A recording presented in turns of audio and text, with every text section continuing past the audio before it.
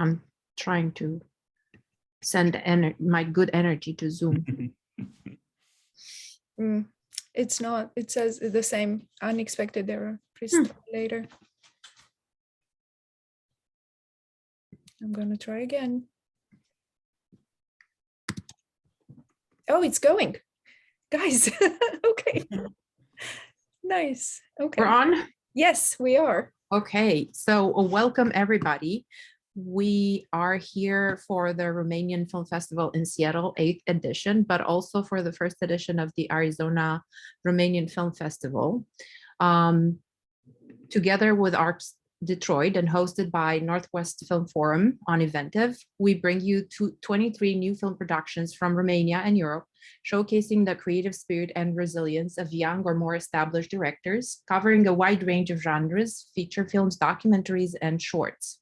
You can watch the film online through Northwest Film Forum, and you have the link in the chat. Today, and thank you so much for accepting our invitation. We have with us Dan Dinu and Cosmin Dumitrache, the directors of a fabulous documentary, Wild Romania. So thank you for taking the time to be with us. We're very excited to have you here. Thanks for the invitation. Before we begin, I have a confession to make. I love nature and nature documentaries, as much as the next person. I'm not into it necessarily. And I didn't think that it's possible to fall in love with a documentary. But it happened. I was completely taken by it, and the 2 hours didn't seem to be enough. So tell us a little bit about the project. I know that it's the documentary is part of a broader project. How did you start the project, and how did it grow? And I'm going to let you decide how you respond to the questions. Okay? Who chooses to respond? I think that all the time the story about the beginning of the project, it's my duty, because I started this project 11 years ago actually. And it was a photographic project at the beginning. I'm a photographer more than a movie director or cinematographer or things like that. And it was the idea to go to photograph all the national parks in Romania. We have around 30. And to bring those images to the NGOs, to the national parks, for them to be able to promote themselves better with those images. And after 2 years, Cosmin came along with the idea of making a movie, because he's a videographer. So that was the beginning of the film, actually, the idea of the film. So Cosmin, what got into you? Why did you want to do a documentary?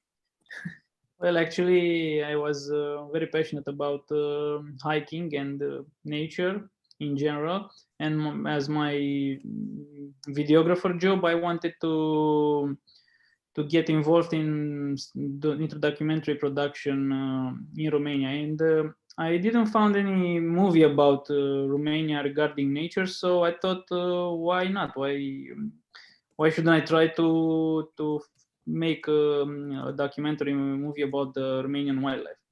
And so I searched on the internet and found the Wild Romania project, photographic project that then started. So I sent him an email with the proposal of joining together and trying to make a documentary film about Romania's wildlife.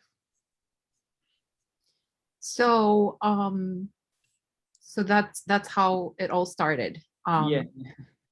You already mentioned that you filmed or that you were interested in the 30, you said 30, right? Natural parks. How did you choose the places where you filmed, and also how did you choose the times? Because I know timing is also important in your work. I think that it was a combination of facts, because at the beginning I was going there to discover those parks.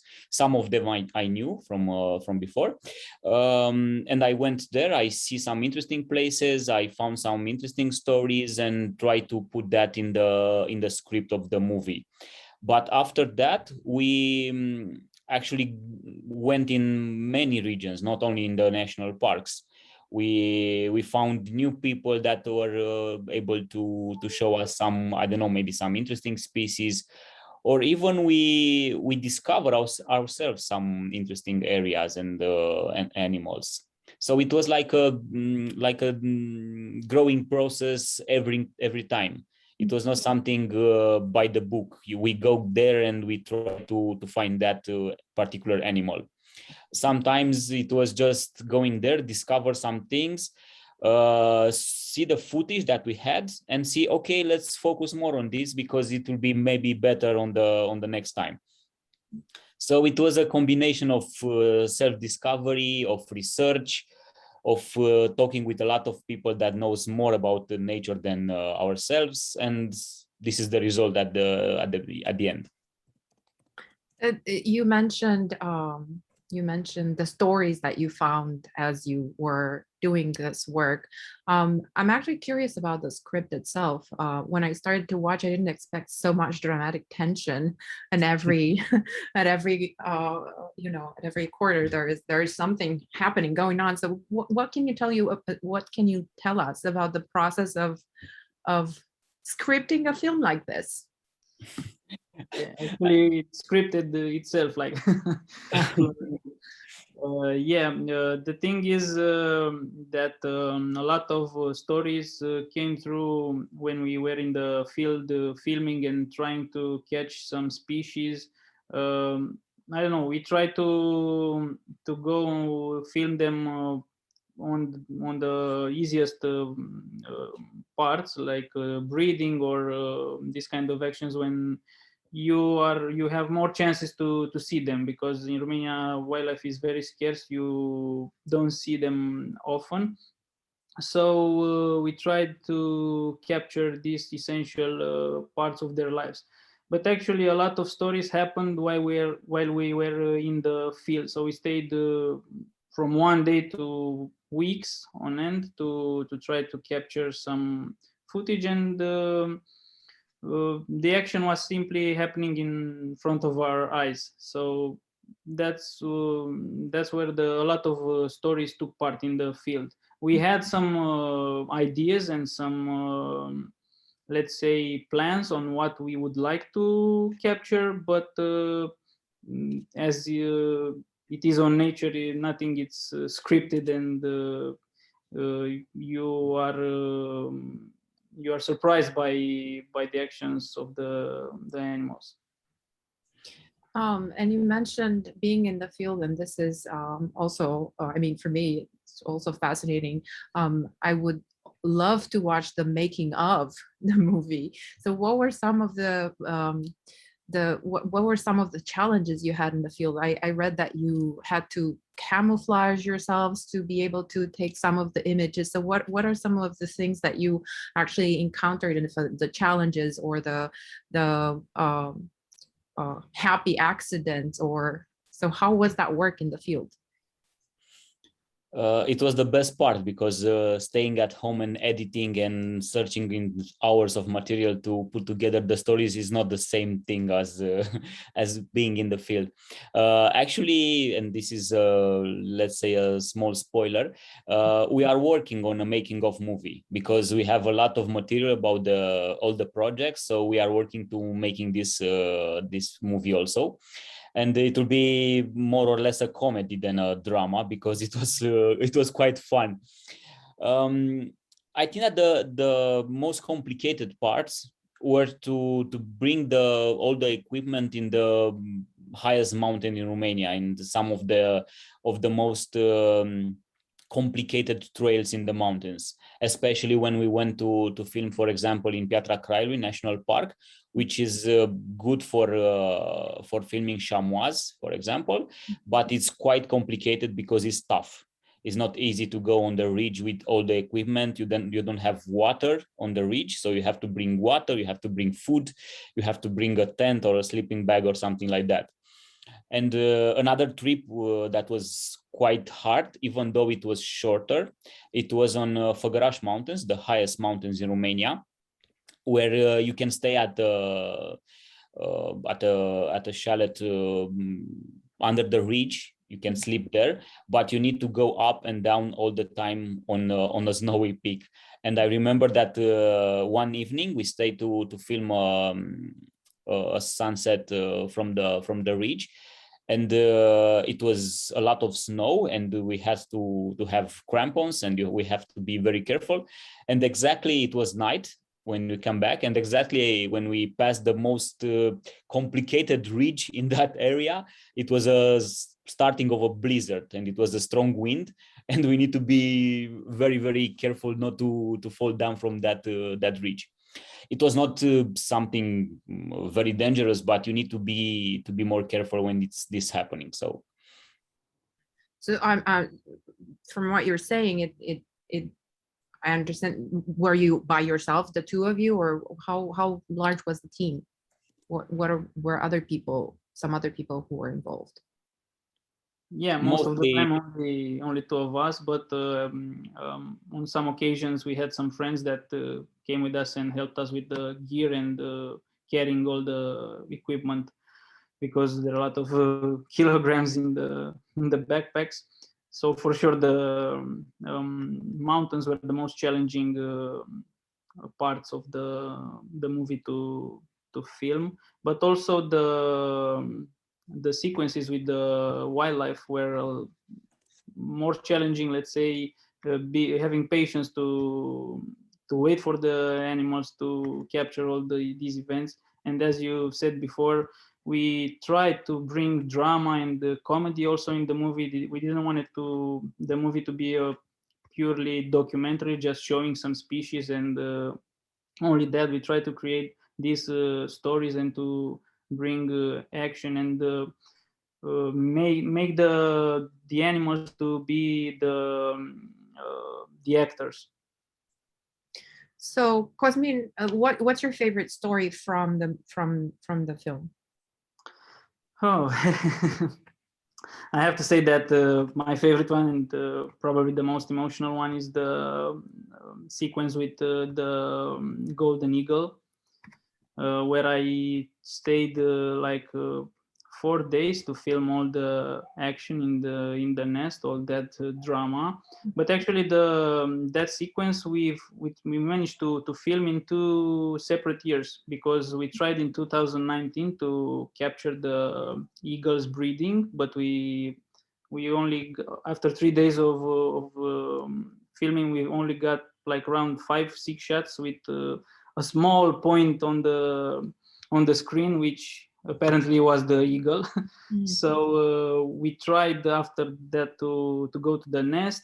We did some shots, but only with the female golden eagle on the nest, and that was all.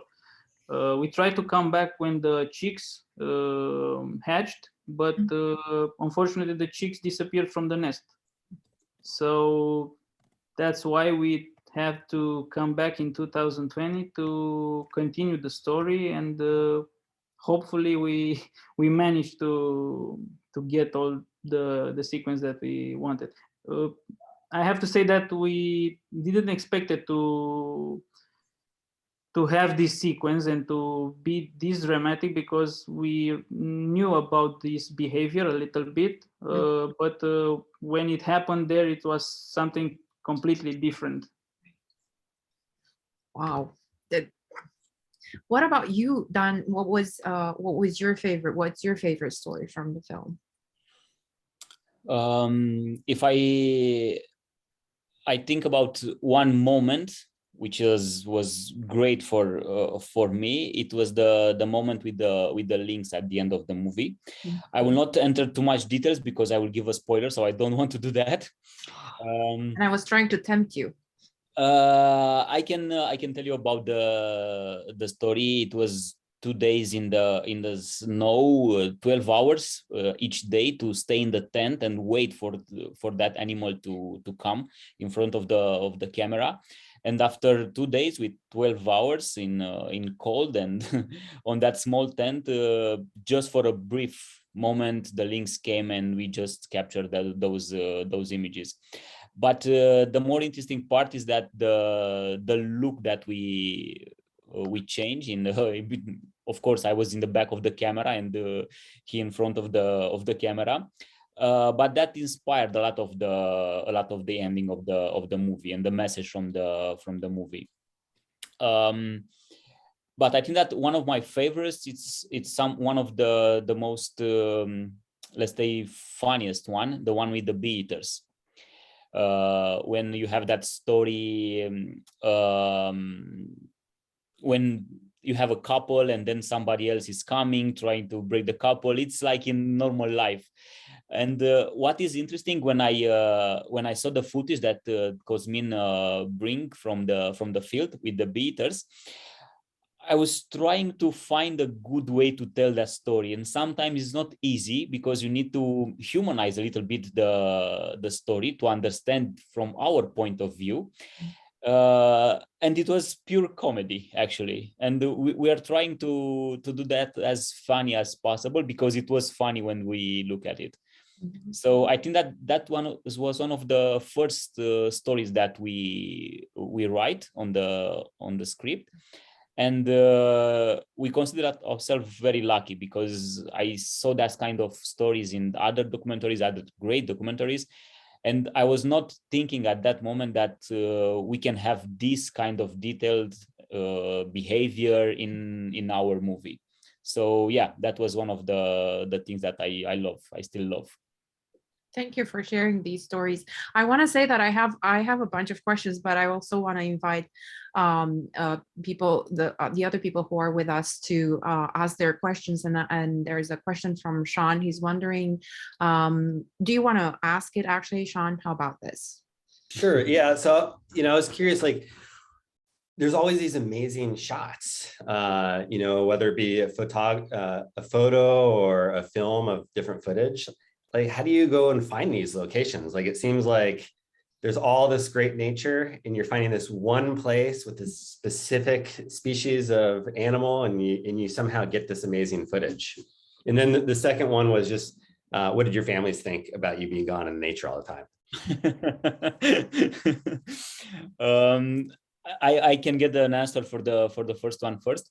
I think that it's a combination of research and perseverance, for sure. Mm-hmm.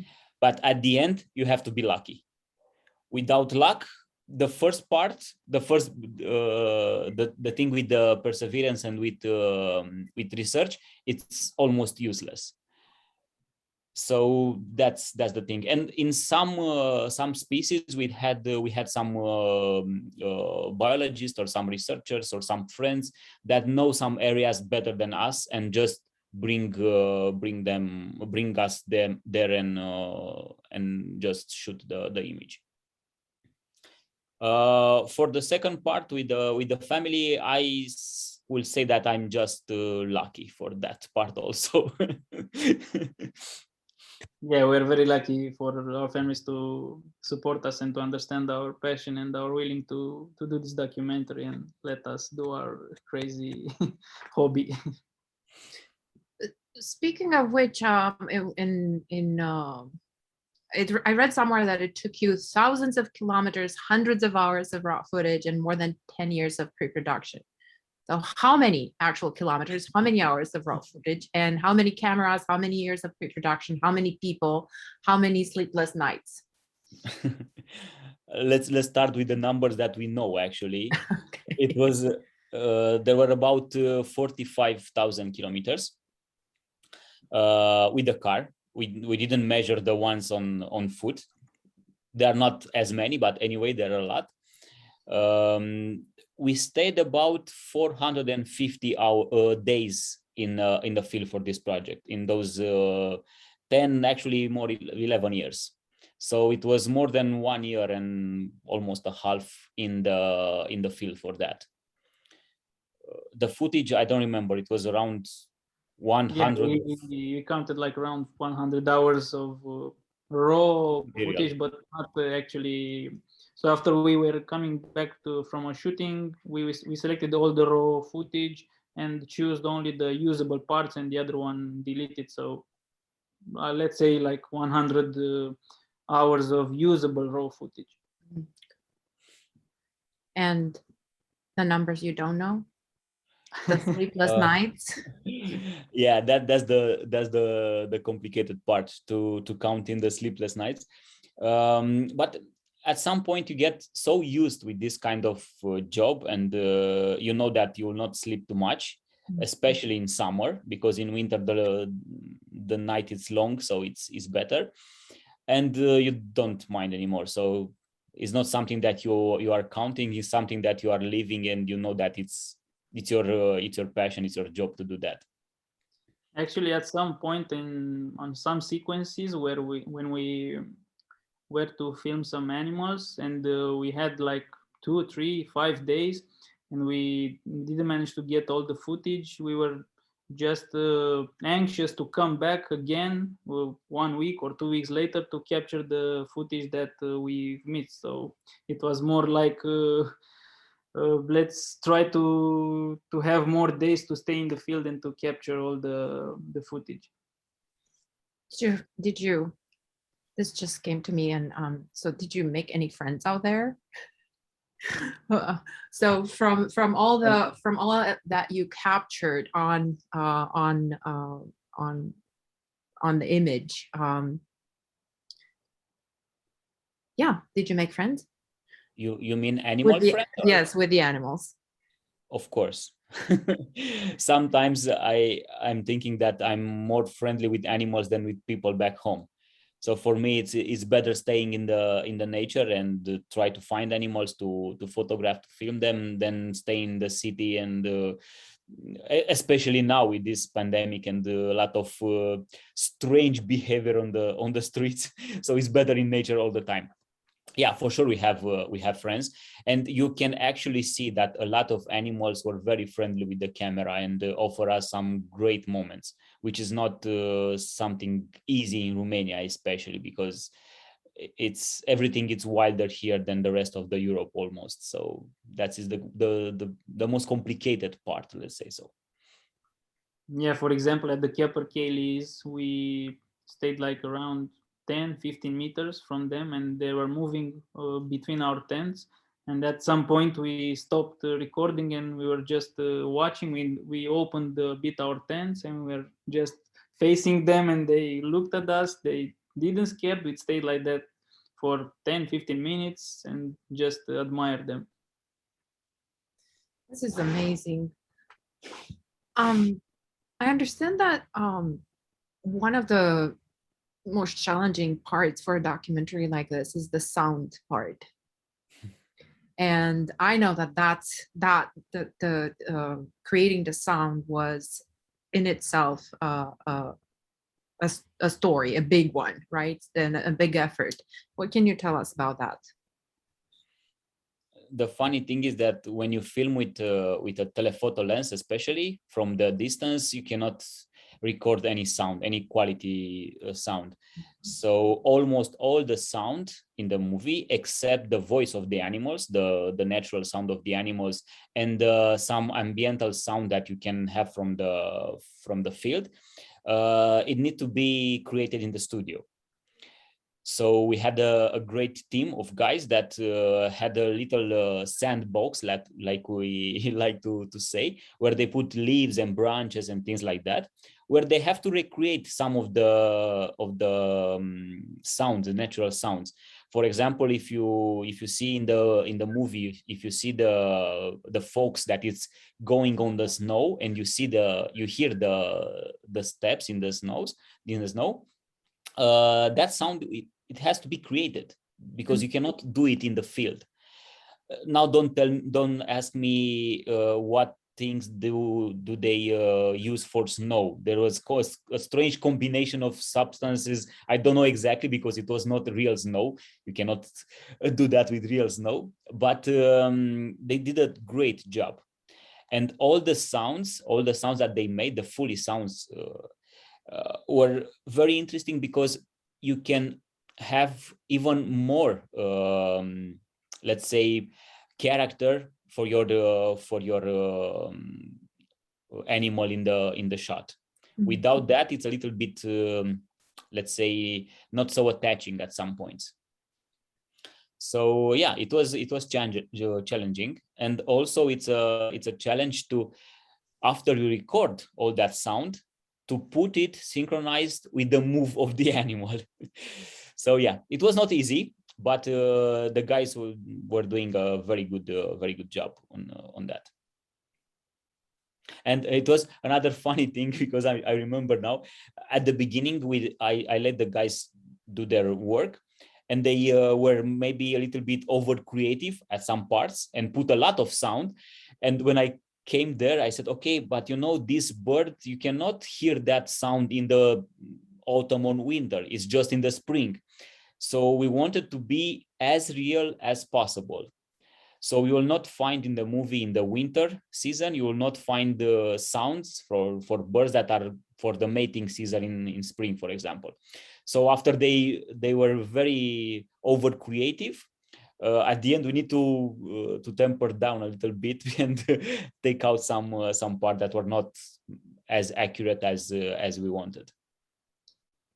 For me, it's amazing that you know that what you just said, that they're not making that sound in the winter, only in the summer, or the other way around. It's in the job description. But even so, you will see the movie, and there is let's say a mistake that was out. It's funny because now for us it's funny, but for example, there is a shot at the end of the movie with a small owl that, when it's flying, is making a noise from the wings, which is not accurate, because normally a owl, it's not making any sounds when it's flying. This is the most adapted bird at hunting without sound. So yeah, and our main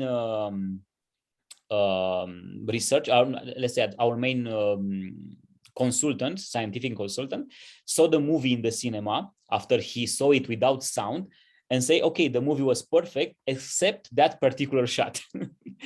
But now we managed to correct it in the other version. But for you, it's the old one. But don't worry, it's just I think that it's 5 seconds mistake in the older movie. Staying with the sound, it's not just the sound, it's also it's phenomenal. The score of the movie is absolutely phenomenal, and we would love to hear the story of that collaboration. Yeah, So actually when before having this collaboration on the all post-production part, we were just like dreaming about having some music composed played by an orchestra and some original score. It was something like scientific because we couldn't afford it and we didn't know how it was possible to achieve it. So after we made the partnership with Libra Film, they came up with this idea they say this film needs to have original score. So we were really happy. So they came up with Alexei Turkan, our composer, with the proposal to meet him. And we went to Bucharest. We shared some ideas, and that was all. He had free creative input on all the movie, because we trusted him. We felt that he knows very well what he's doing, and we had a great partnership together. And staying on the sound, what about your narrator? How did that happen? This was let's say like a funny thing, because we are thinking about a lot of actors and people that can do the voice, and at some point like that we were stuck in some ideas, and a friend of ours just sent us some clip of promoting a county in Romania with Adrian Titieni's voice. And it was so great for that particular clip, and say, okay, let's try to see how it is for the wild Romania. And it was a great collaboration. Adrian, it's a very good person. I'm not putting in the account his performance as an actor and a lot of movies and things like that, but as a person, it was great. And you said before about the script. The script was starting writing, I think, around 2013. I was writing the first letters of that script, but the final touches was in the studio when we recorded the voice. And he was putting his input at some point, just to be able to read those lines in his manner with his voice, and to be able to deliver the best voiceover possible.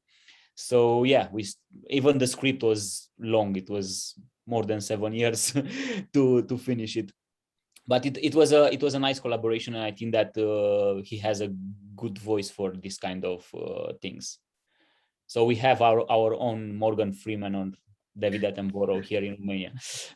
I was actually thinking exactly about that. Yeah. Yeah, and also regarding the music score, I remember that I hope you've noticed that we try to maintain like a Romanian style music, to have the instruments that Romanians used to, and that's how we agreed also with Alexei, and we were very happy that he also wanted to do this. So we tried to give it as much as we could a more representative style and sound for Romania. Because we're talking about Romania and Romanianness, the movie presents this really amazing richness, right, in terms of wildlife in Romania. And I was wondering, how safe is it, this wildlife right now in Romania? How safe, as in, is it protected? So it's not, you don't mean about how safe is to go in nature? No, I mean about how. Okay, how protected is it? Okay. This is a tricky question, let's say so, because, for example, when I started the project, there were a lot of, let's say, there were not as many people interested in protecting nature at that particular point. We were trying hard to do projects for some protected areas back then. Now there are more people that are involving in this, and I think that we are on a good path. We still have a lot of things to do. We are still far from, let's make a comparison with the US national parks. We had the chance to visit some of the parks and also make a movie about this subject in 2018, I think. And we know how the system works there. So we are still a little bit far from that achievement. But even though, like I said in the movie, actually, at the beginning, some of the best parts of Romanian wilderness are protected because they are remote and they are hard to get. Of course, you cannot make nature protection only trying to think about this, but we are getting on a good path, I think. We still have problems, especially with deforestation in some areas, but I think that we are on a good path right now, and maybe this movie will show us what we can lose if we are not paying attention to this problem. Yeah, and also I remember that since 2016, there is a law that says that it's forbidden to hunt the big carnivores. So from this point of view, it's a good measure. And actually, especially this year, there were a lot of cases and there are a lot of pressure in the media about the number of bears that came across the villages and all these kind of let's say touristic spots. And there is still a big problem regarding this encounter between people and especially bears. And there are still no solutions, let's say, found by this government or the public people. But yeah, we need to, I think, to be more involved in this relationship with nature and conserving the wildlife, and we need to find some better solutions to adapt for it. I just want to remind everybody who's with us right now that I'm welcoming any other questions from you. I would like to know what's next. So you talked about the making of, right? What other things are happening around and as a continuation of this project? For sure, we want to keep the people close to Wild Romania project, because we gather a large community between around the project, and we have right now we work on some movie about some small protected areas in Romania. So we will have some movie for that. We also plan to do a movie about the Danube Delta, one of the most important protected areas that we have in Romania, actually in Europe, because we can think about the delta in the European terms, because it's the biggest wetland on the European continent. So yeah, I think that deserves a movie with the same kind of stories like you saw in Wild Romania. So this is our plan for maybe the next 3 years or so. Right now, we are not thinking about projects for 11 years. I think that this one was the only one. We gathered some experience. Now we can manage a project for 3 years, not as long as this one. And also we plan to do some educational materials for children with our website. So we were continuing our work on this educational side of the project. I'm wondering, kind of on that note, this probably the film and your future films and photography probably will inspire a lot of persons in Romania to go and visit the nature. And I'm wondering if, granted it's been only around for a short period of time, have you seen an uptick in individuals exploring new areas that they haven't seen before as a result of the film and your work? I cannot say that I was seeing this, I don't know, maybe some more impact on some protected areas regarding the film. It's still new. It was just from the summer. But what I was seeing that a lot of photographers and videographers want to join the project. Actually, right now we are working to, let's say, open the galleries, the photo galleries on the website for other photographers, just to make a bigger community. And I saw that some of them started some interesting projects that were inspired by Wild Romania. So yeah, I think that this is a good thing to learn from others, and also to inspire others to do more and more projects about conserving the nature. You mentioned the growing community around the project, and how did this happen? I mean, it's really amazing how many people came around you for this project, not just to say, as you said, not just to admire the project, but also contribute and work towards the same goals. So how did you do this?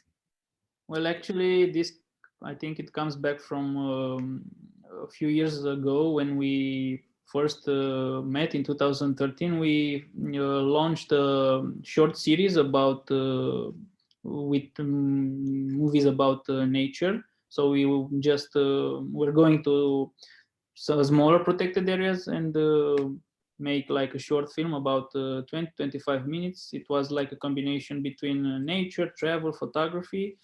And after we launched this mini-series on Facebook, we started to gather many followers. So in time we kept the audience with other projects that we were working on. Meanwhile, there were some NGOs that contacted us, and we also worked on some other conservation films and promotional films for the nature and for the NGOs. So year after year, the community was growing.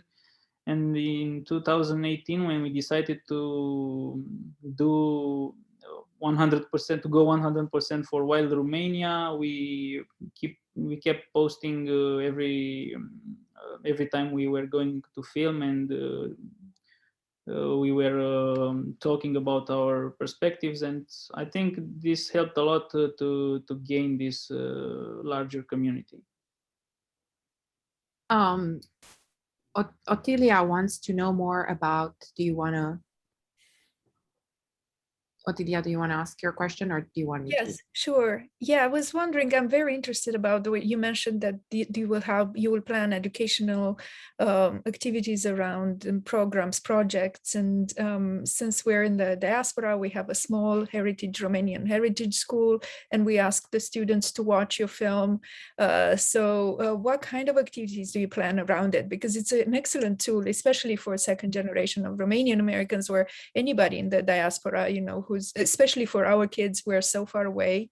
It's such a wonderful, way to take them back home, and they all, so far, they all loved it. They love the images, and it's quite impressive. So I was wondering what kind of activities you plan, if you can tell us a little bit.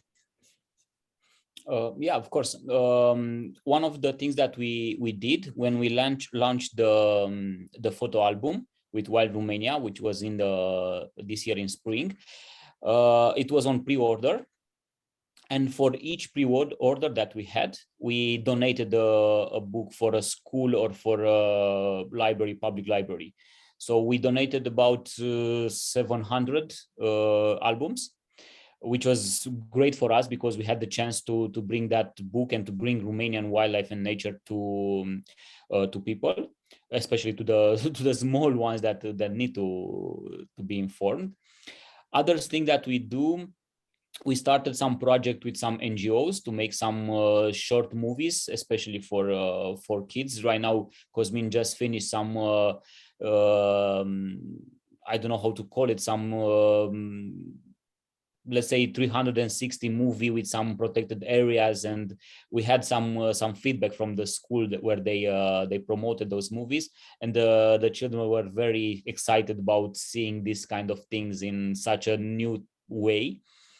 Also, we are working with an publishing house, international one, Twinkle. Maybe you have it there, or I don't know if you know it. Okay, we are just starting this weekend on December 1st, the Romanian National Day. They will start a collaboration with us. We provide a lot of the image for their materials for the children. So if you have an account on their website, we use it. We use Twinkle. That's amazing. So thank you. That's excellent news. Yeah, so that's the only website that we can use for materials, because our kids are they have different learning needs because of they're not native speakers, right? So yeah. So yeah, from next week you will have, actually not from next week, from December. But I think that they will publish it next week on their website. You can find the Wild Romania collection of movies there with things about nature, and they are illustrated with pictures from the project. And yeah, also the website is starting now. It's developing. We have a process to put new information, new galleries. So I think that this is the part that we need to continue.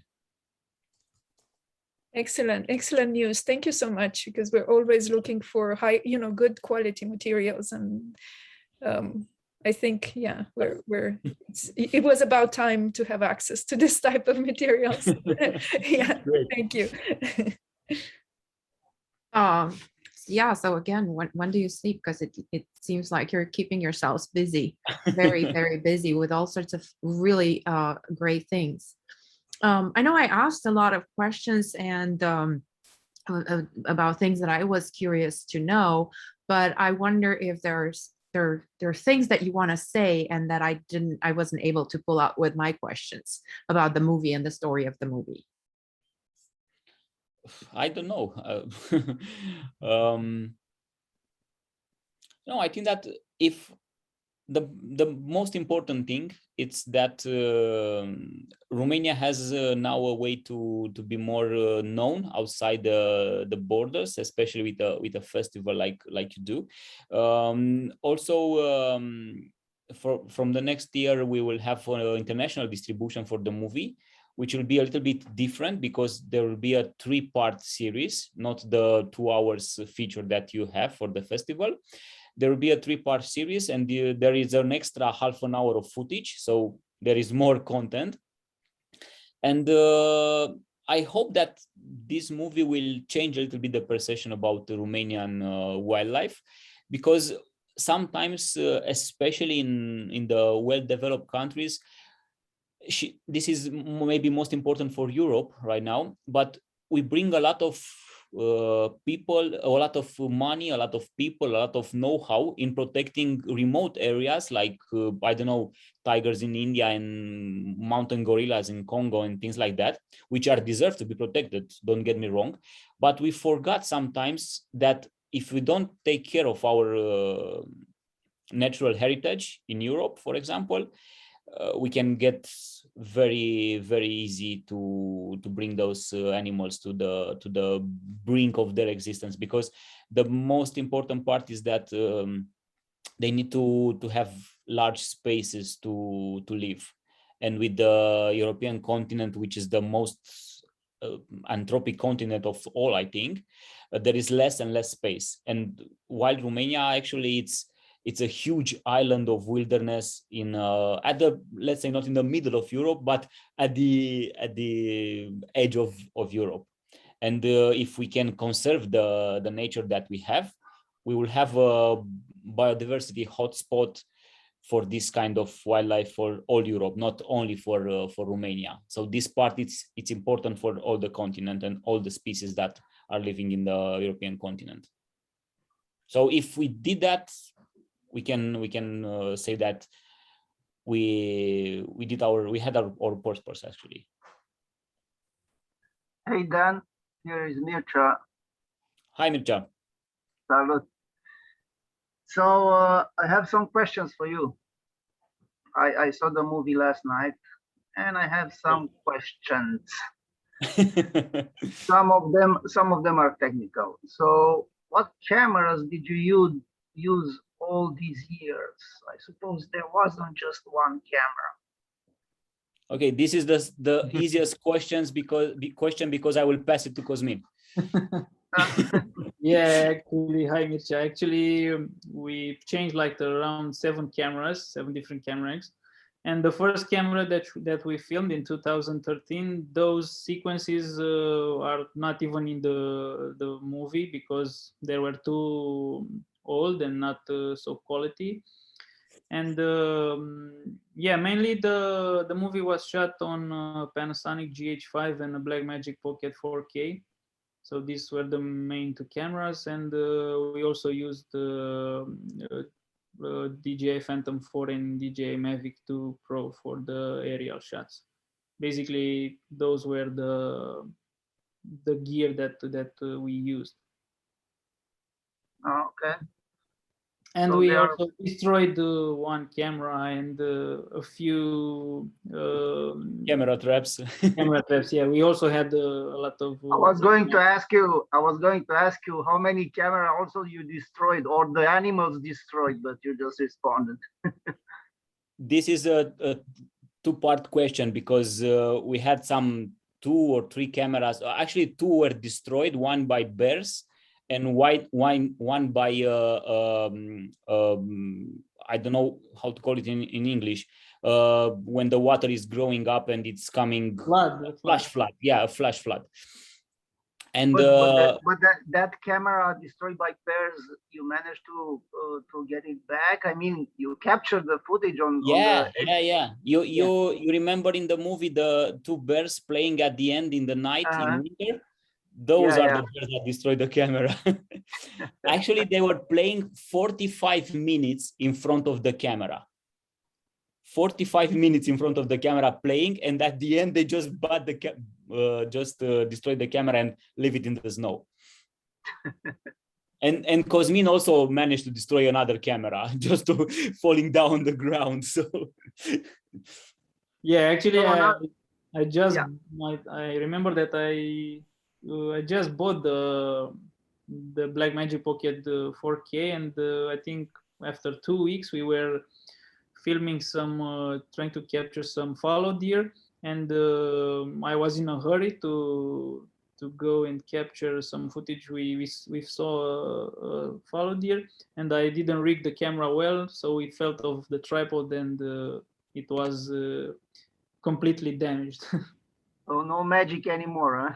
Yeah, the magic was broken. Also, another question: what was the most difficult scene to film, and what animal was the most difficult to capture? For sure, the large carnivores, the wolves and the lynx. It was harder to film them with the normal traditional way, excepting the lynx at the end in the winter that I was talking about earlier. And the wolves, even with the remote cameras, were very, very shy. So I think that this is the most complicated part. We had a lot of difficulties with other animals, but those two were the most complicated. Maybe the wolves, because they have a good sense of smell, like all dogs. Maybe they sense your scent, which you put on your camera, which you put on remote, you know. Maybe. Yeah, I don't know. You can see actually the bears that are coming and smelling the camera all the time. So yeah, and the wolves, it was very interesting because every time when I installed the new camera, you can see actually the wolves that are coming. They are looking exactly at the camera, smiling a little bit actually, and after I know that, you're there. I know you're there. exactly. And after that, just make a detour and not passing in front. But after a while, they get used to the camera, and we managed to have some nice behavior with the wolves also. But it was tricky. That was a tricky part. So when you say remote camera, that means you place the camera and it has sensor for movement, and it starts recording when it senses movement, and you leave, or you stay farther away from the camera? If you want to spend like 2 months in the field in the winter with the wolves, you can stay there, but otherwise you have to leave. No, it's just the normal camera with a sensor that is sensing the movement, and that is capturing when something is moving in front of the camera. It's the easiest way. Okay. I asked this question.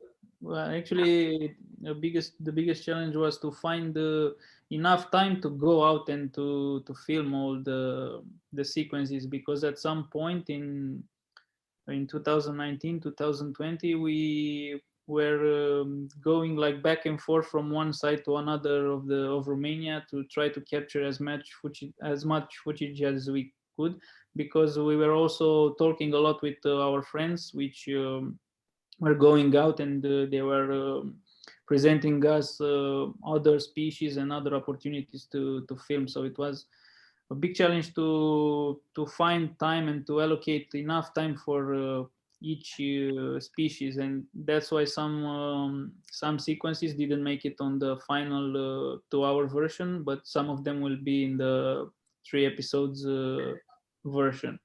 But when you put together the movie, you impose yourself like a time limit. Okay, in 2020 we will launch this movie, so no matter how much or whatever we film in 2020, we shoot it. Yeah, that was the plan when we started to work hard in 2018 at the movie. We said we will launch it in 2020 to be 10 years since then started the photo project. But that didn't happen because again we had a lot of pressure from time pressure. We couldn't make it to film everything that we wanted, and we as much as we were going to the field and film, and we realized that we can do more, and there were more opportunities coming. So we said, okay, it doesn't matter. There's no pressure from a sponsor or anybody to finish the film in 2020. Let's try to film more and to give our best to capture more footage, so the movie will be more complex. Do you plan for Romania Sălbatică Part 2? Actually, when I was writing some of the stories for this movie, I found out a lot of interesting things that I didn't know before, and now I have a list of things to do in the second, let's say, while Romania returns or something like that, you know. So that would be 10 years from now? I hope not, actually, but who knows? Yeah. Well, you did say that you're not intending to have 11-year projects anymore, right? To work on shorter I think terms. I can do better now. Well, I guess that concludes my questions. Thank you for answering them, and Cosmin. Thanks, Mircea. Thank you. I wanted to ask you the same question, Cosmin. What are some things that you would like to say that we haven't pulled out with the questions we asked? Well, yeah, maybe now at the end of the project, we are sure glad and happy that we managed to finish it and to have it as complex as it is now. And we are happy that we hope that we brought nature closer to a larger audience, and especially to the Romanians back home, but also for the ones abroad. And I hope that people will respect nature more and be more be more respectful and conscious about the importance of nature, especially that we still have a lot of wildlife and important areas that we need to protect. So we should not lose them as a lot of more developed, let's say, countries did. And thank you for this, because I think and both of you talked exactly to this issue, to the need of people to become more aware of the richness of the wildlife in Romania and in Europe more generally. So thank you again for this work, and thank you for being with us here today. We appreciate you taking the time. The movie can still be seen, so there are 3 more days of festival. So I urge everybody who's watching us right now to get their tickets, because you're missing something really big if you don't.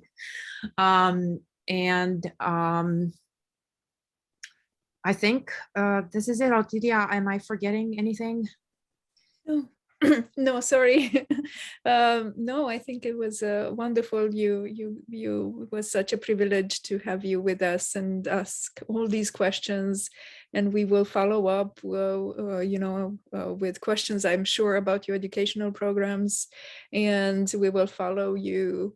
If you have the movie shows in the United States, we'll share and we'll help promote. So let us know when this happens, because this is practically the US premiere online, So again, please watch the film, and if it comes in cinemas, go see it on a big screen. I think it's it needs to be on a big screen.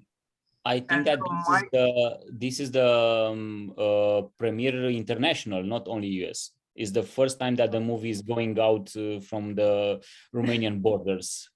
Even though at TIFF International Transylvania International Film Festival was the international premiere because it was an international festival, this is the first time that the movie it's out from the Romanian border. So yeah, it was And, even for us. It was nice. I want to thank you, Dan and Cosmin, but especially Dan, because I was following him on Facebook for years now, and saw his photography especially. And I want you to thank you for doing this. Thanks, Mircea. Appreciate it. Welcome. Thank you, Cosmin and Dan. I think we can wrap it up right now. And everything that you did and everything that you said today, really amazing work. So again, thank you for being with us. And as Otilia said, it's a real privilege to have you here. Thank you very much. Very much. Thank you. Yes, mulțumim, la revedere! Mulțumim, la revedere! Bye bye, la revedere.